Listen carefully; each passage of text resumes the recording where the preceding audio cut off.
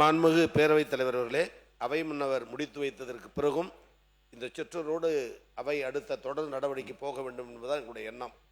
அரசியல் ரீதியான பிரச்சனையாக இருந்தால் அரசியல் ரீதியாக பேசலாம், மோதிக்கொள்ளலாம், மணிக்கணக்கில் கூட பேசலாம். மாண்புமிகு கூட்ட மேடையில் பேசுவது போல பேசாம முன்னாள் முதலமைச்சர் அதை தான் வலியுறுத்தி கொண்டே இருக்கிறார். ஆனால் ஒரு ஒரு ஒரு ஒரு சுமூகமாக போக வேண்டிய ஒரு சமுதாய பிரச்சனையை பேசும் பொழுது, மத சம்பந்தப்பட்ட பிரச்சனையை பேசும் பொழுது பேசுபவர்களும் வார்த்தையை பார்த்து பேச வேண்டும், கேட்டுவிட்டு பதில் சொல்லுபவர்களும் வார்த்தையை பேசினால்தான் வெளியில் இருப்பவர்களுக்கு ஒரு பாதுகாப்பான நிலையை சட்டமன்றம் விரும்புகிறது என்ற பொருள். அதன் அடிப்படையில் தான் மாண்புமிகு மதுரை உறுப்பினர் பேசும் பொழுது தீவிரவாதிகள் என்று திமுக சொன்னார்கள் என்று வார்த்தையை மட்டும் பிடிச்சுக்கிறது. பிளீஸ், அந்த வார்த்தைக்கு ஒரு ஆட்சேபனை தெரிவித்தமே தவிர அவர் பேசுவதில் நாங்கள் தலையிடவில்லை. அதன் பிறகு சகோதரி பேசினார்.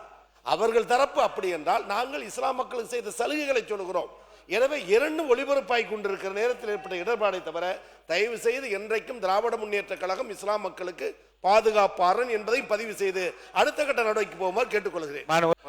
மாண்புமிகு பேரவைத் தலைவர் அவர்களே, அவை முன்னவர் முடித்து வைத்ததற்கு பிறகும் இந்த சிற்றரோடு அவை அடுத்த தொடர் நடவடிக்கை போக வேண்டும் என்பதுதான் எங்களுடைய எண்ணம். அரசியல் ரீதியான பிரச்சனையாக இருந்தால் அரசியல் ரீதியாக பேசலாம், மோதிக்கொள்ளலாம், மணிக்கணக்கில் கூட பேசலாம். மாண்புமிகு கூட்ட மேடையில் பேசுவது போல பேசாம முன்னாள் முதலமைச்சர் அதை தான் வலியுறுத்தி கொண்டே இருக்கிறார். ஆனால் ஒரு ஒரு ஒரு ஒரு சுமூகமாக போக வேண்டிய ஒரு சமுதாய பிரச்சனையை பேசும் பொழுது, மத சம்பந்தப்பட்ட பிரச்சனையை பேசும் பொழுது பேசுபவர்களும் வார்த்தையை பார்த்து பேச வேண்டும், கேட்டுவிட்டு பதில் சொல்லுபவர்களும் வார்த்தையை பேசினால்தான் வெளியில் இருப்பவர்களுக்கு ஒரு பாதுகாப்பான நிலையை சட்டமன்றம் விரும்புகிறது என்ற பொருள்.